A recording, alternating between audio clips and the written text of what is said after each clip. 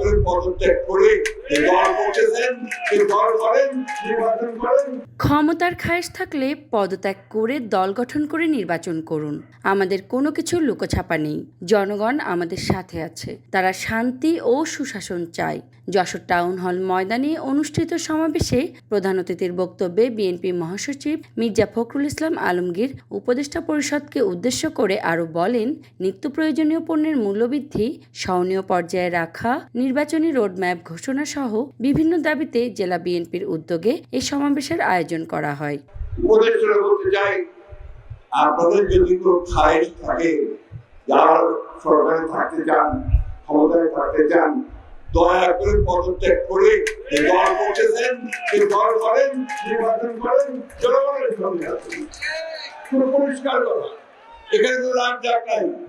আমরা তো যা যা করছি সব প্রকাশ সেই করছি, প্রত্যেকটা কথা আমরা জনগণকে জানাই, জনগণের কথা নিয়ে আমরা আসি।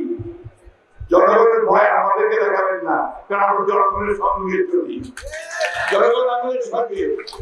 সংস্কারের নাম করে মানুষের অধিকার পিছিয়ে দেওয়ার প্রক্রিয়ায় মানুষ অন্য কিছুর গন্ধ পায়। সংস্কার করবে জনগণ ও তাদের প্রতিনিধিরা। তাই নির্বাচনের জন্য যেটুকু সংস্কার দরকার সেটুকু করেই নির্বাচন দিতে আহ্বান জানান তিনি। সুতরাং এই সংস্কারের নাম করে মানুষের যে অধিকার, সেই অধিকারগুলোকে পিছিয়ে দেওয়া, মানুষ কিন্তু অন্য কিছুর গন্ধ পায়। আমাকে অনেকে বলছে যে আপনি এত নির্বাচন করেন কেন, আগে সংস্কারগুলো হতে দেন না। যে সংস্কারগুলো কারা করবে, এদেশে জনগণ করবে, তাই না?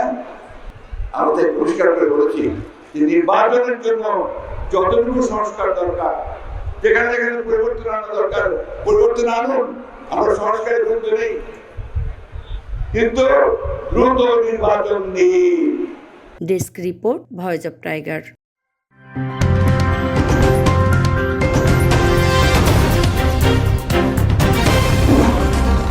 Voice of Tiger.